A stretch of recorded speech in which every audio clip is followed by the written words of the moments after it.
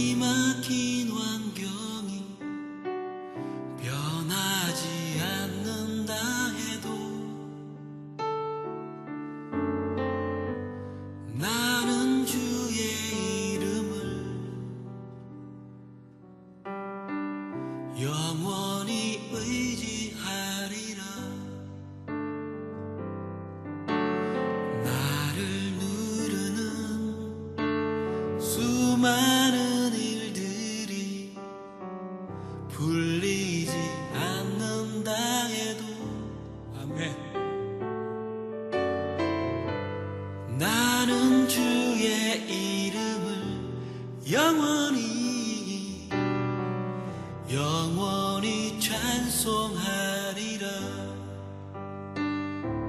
주는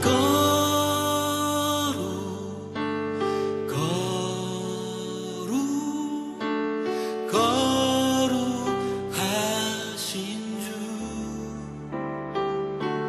주는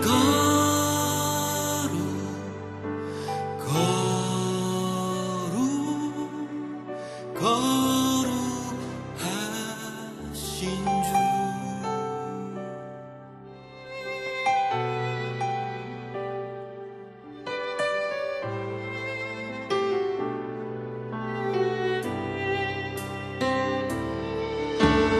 나를 살리신 구원의 주님을 끝까지 신뢰하면서 나는 주의 이름을 영원히 사모하리라.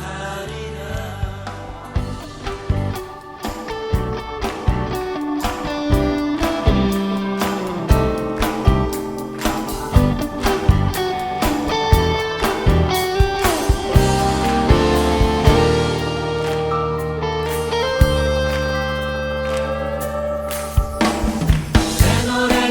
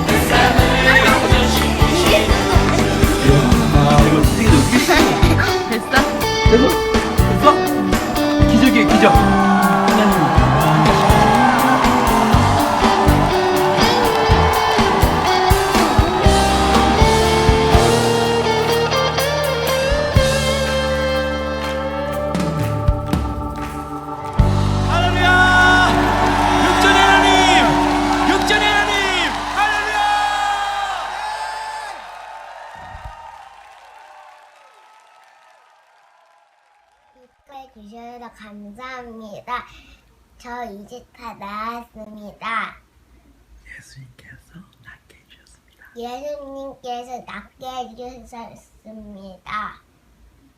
고맙습니다. 고맙습니다. 안녕히 계세요. 여러분들이 제가 1월 19일 날 저 소식을 우리 장종택 전사님한테 문자로 받고 또 여러분들과 함께 기도하기 시작했지요. 거의 19일부터 3월 달 한 달, 2월 달 그리고 3월 초까지 정말 아무런 의식이 없었어요. 아까 보셨죠? 그 모습이 말도 한마디 못하고 겨우 그냥 표현도 못했어요. 그러다가 처음 한 말이 아까 보셨던 예수님, 그 예수님을 찾는 그 말로부터 시작해서 정말 급격하게, 그리고 부활주일 이전에 퇴원해서 지금 예배하고 있을 것입니다. 하나님께서 우리의 삶 가운데에 이렇듯 우리가 이해할 수 있는 부활의 모습들로 역사하시는 줄로 믿습니다. 이것이 어떻게 온유의 이야기만이겠습니까? 여러분들의 삶 가운데도 주님의 이러한 놀라운 부활 사건들이 날마다 고백되어지고 간증되어지시기를 주님의 이름으로 먼저 축원합니다. 예, 예수님의 부활 사건이 없었다면 우리는 우리의 믿음에 대해서 회의를 가질 수밖에 없을 것입니다.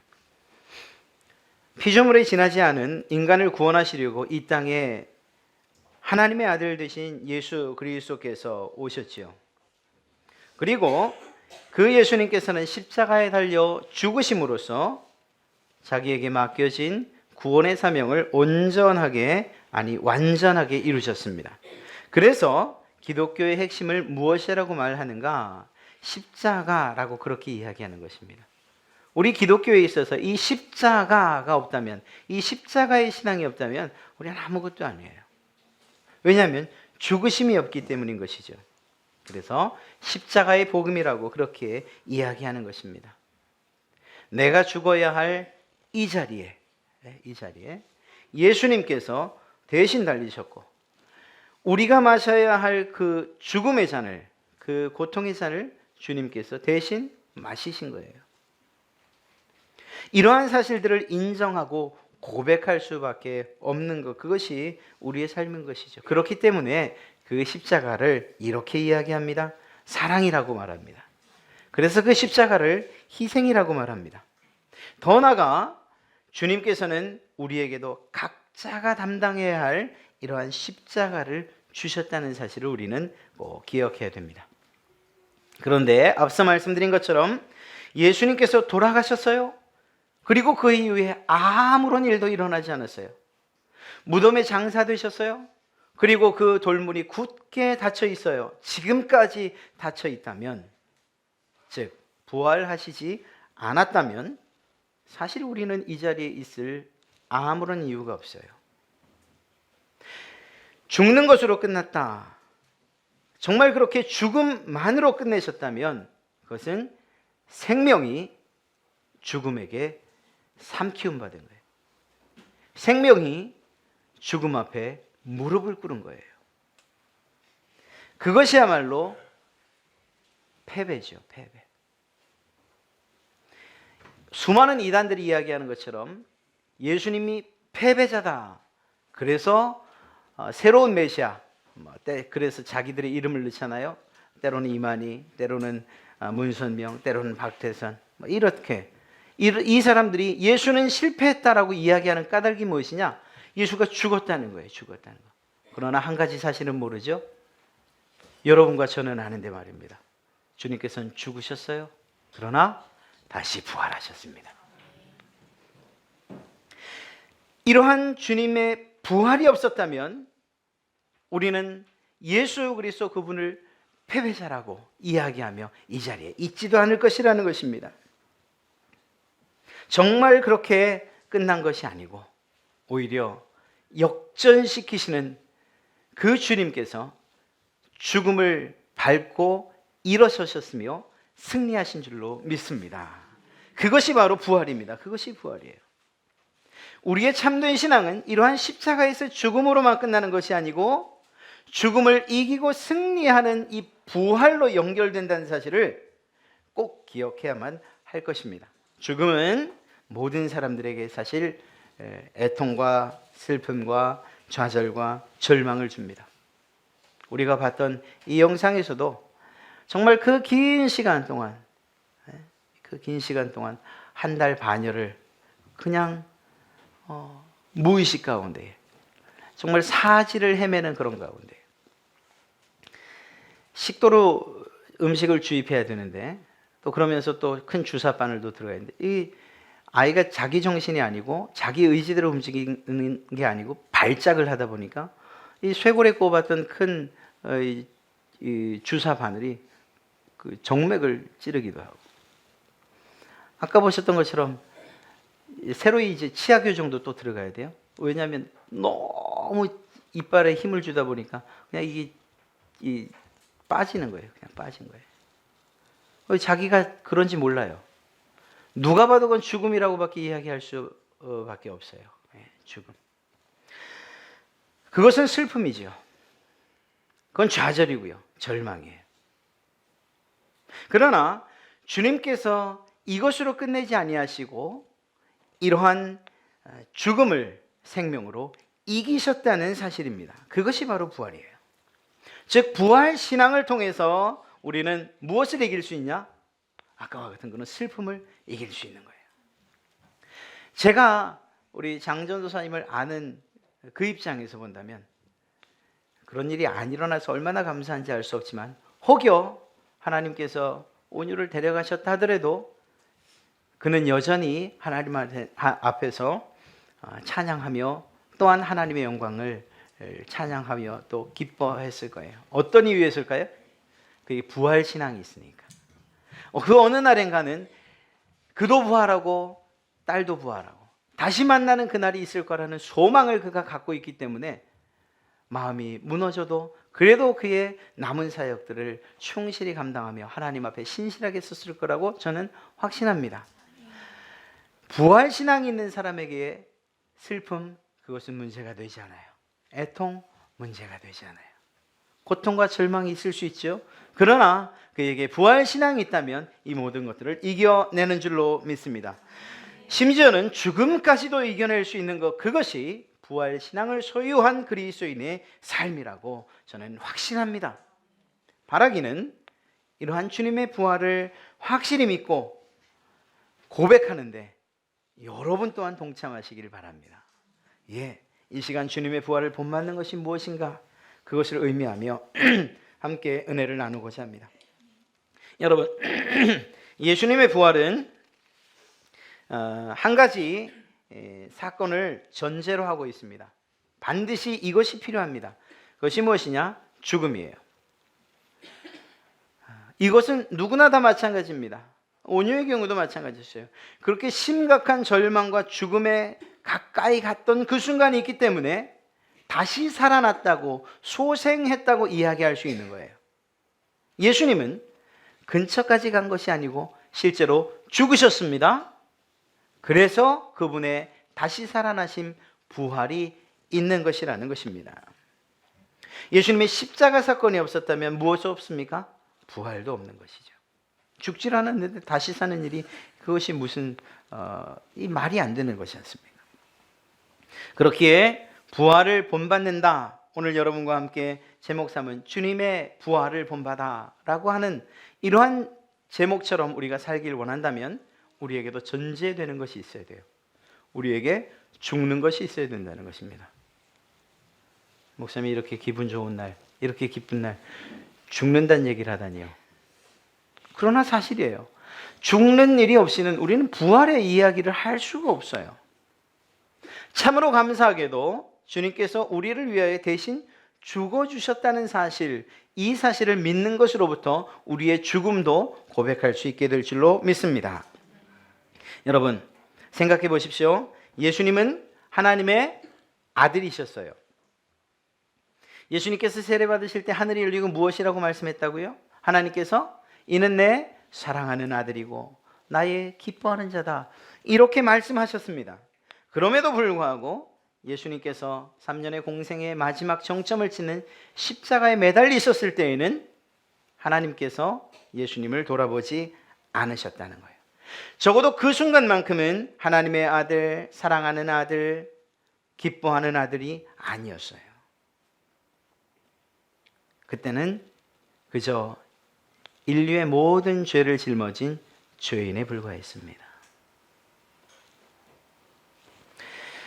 비록 자신의 죄는 아니었지만 그러나 여전히 죄인만이 매달릴 수 있는 십자가 그 형틀에 매달린 죄수에 불과했다는 것입니다.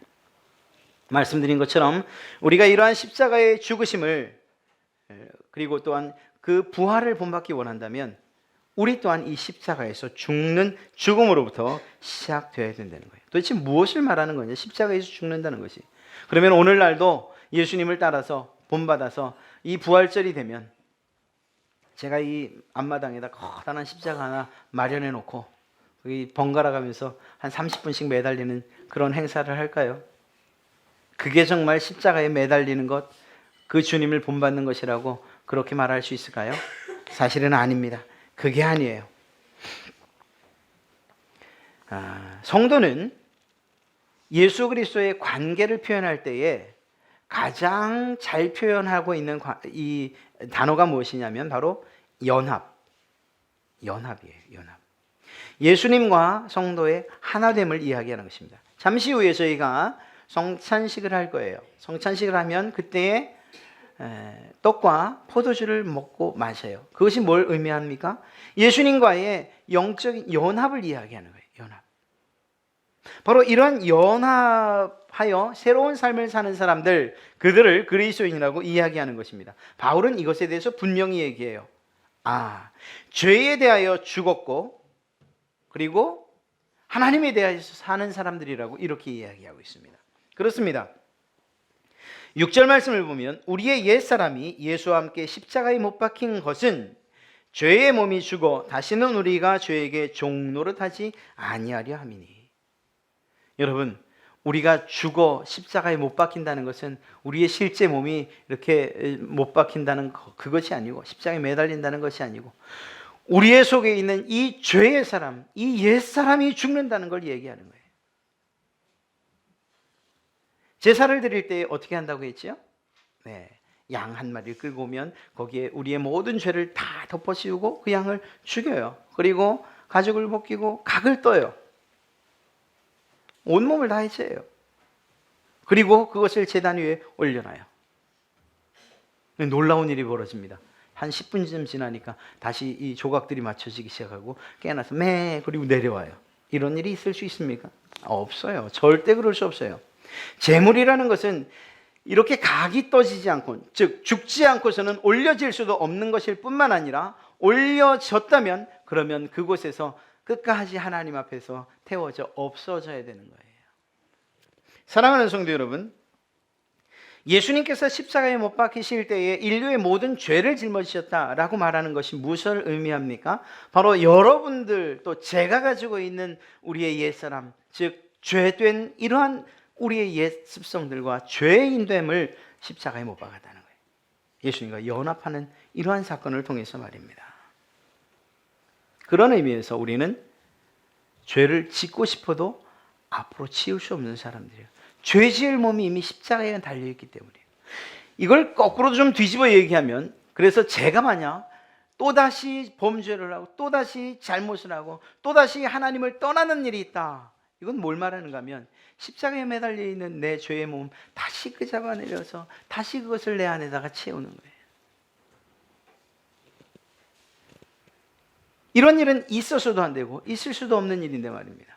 사랑하는 성도 여러분, 이렇듯이 우리가 진정한 부활을 소망하고 또 그 부활의 참 신앙을 가지고 살기를 원한다면 우리의 죄됨이, 우리의 옛사람이 십자가 예수님과 함께 못 박혀 죽는 이 일이 반드시 있어야 한다는 것입니다. 사랑하는 성도 여러분, 사실 세상 살아가다 보면 얼마나 많은 죄의 유혹이 있습니까? 그럼에도 불구하고 그 모든 죄의 유혹을 이겨내신 예수 그리스도를 본받아 우리 또한 우리의 죄됨이, 우리의 옛사람이 십자가에 못 박혔다는 그 인식과 그 사실을 믿는 것으로서 그 죄의 자리를 벗어나고 또 그 유혹을 벗어나고 피하는 이러한 일들이 있어야 할 줄로 믿습니다. 자, 이렇듯이 우리가 십자가에 못 박히는 사건이 일어났습니까? 그렇다면 이제 우리는 주님의 부활에 동참할 수 있게 됩니다. 사랑하는 성도 여러분, 부활을 본받는 자가 된다 하는 것, 이렇게 주님의 부활을 본받는다라고 하면 우리에게 가장 놀라운 변화가 있게 되는데, 그것이 무엇이냐? 바로 우리의 마음과 우리의 삶이 변하는 거예요.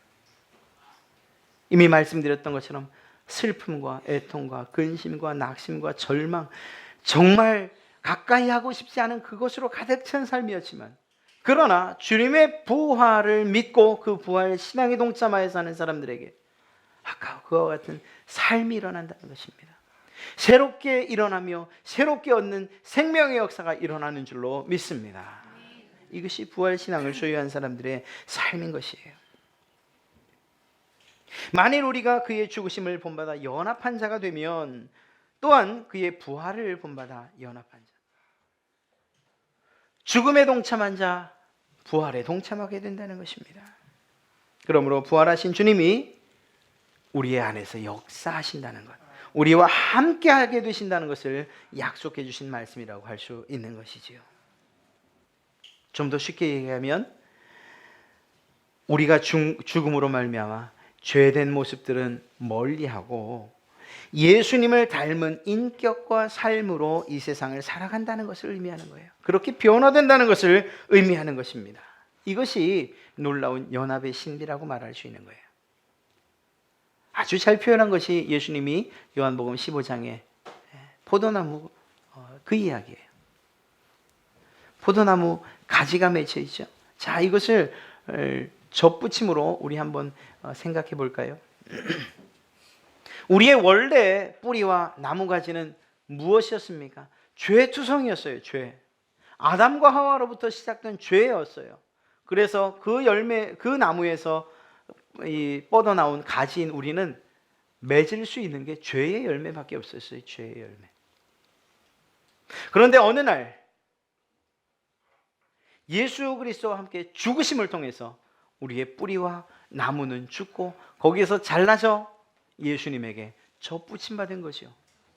자, 이제 열매 맺는 것은 무엇입니까? 바로 예수님, 그분에게서 나오는 열매, 선한 열매와 아름다운 열매와 구원받은 자의 삶의 열매를 우리가 맺을 수밖에 없는 것입니다. 여기에서 정말 가슴이 조마조마한 이야기를 드릴 수밖에 없어요.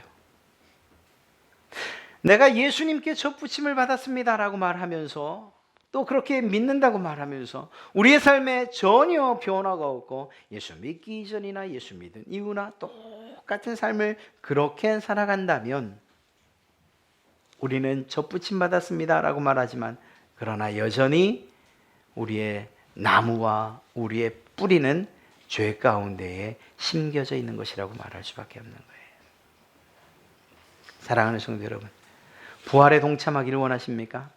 이것은 먼 이야기, 또 정말 예수님께서 이 땅에 오실 때에나 이루어질 이야기처럼 보이십니까? 그때 죽은 자들이 호련히 부활하는 것, 그것만이 부활이라고 생각하십니까? 아니에요. 그것이 아닙니다.